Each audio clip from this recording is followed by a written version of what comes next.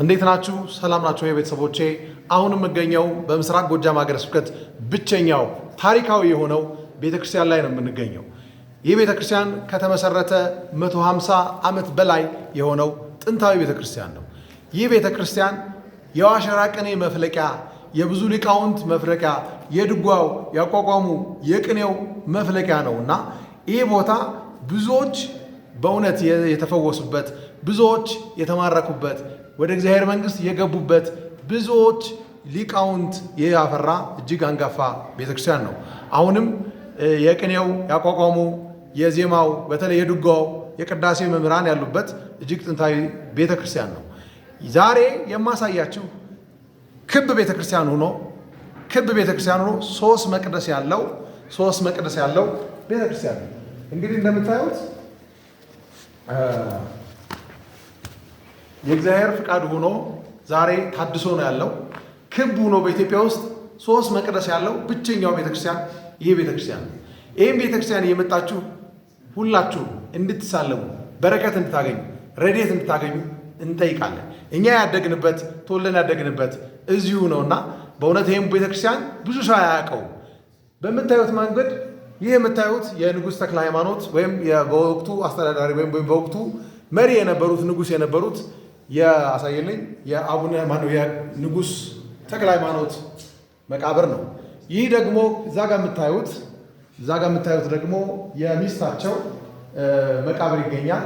መቅደስ ውስጥ መሃል ደግሞ ግብፃዊው ጸሎተኛው አባት የአቡነ ሉቃስ እና ሌሎችም ቅዱሳን ጳጳሳት ብፁዓን ጳጳሳት ያረፉበት መቅደስ ውስጥ አለ ማለት ነው። ይህ የሚያሳየው የምታዩት ይህ ቤተክርስቲያን እንጨቱ የመጣው ከወላይታ ነው።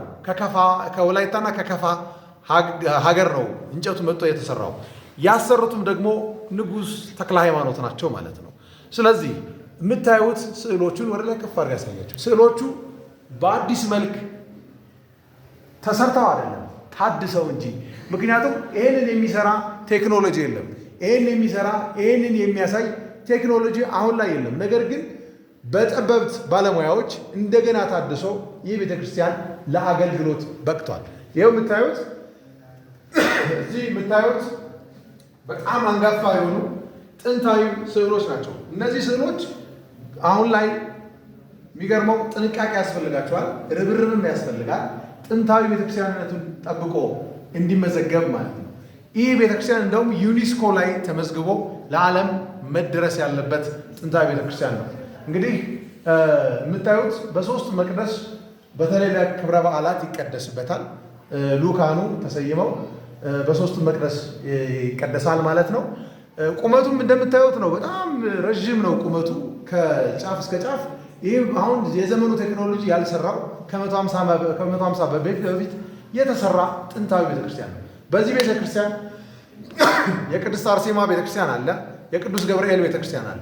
ጸበላቸውም ከዚህ ትንሽ ራቅ ብሎ የምናየው ጸበል አለ። ብዙ ድውያን ይፈወሱበታል፣ ብዙ ሕሙማን ይድኑበታል።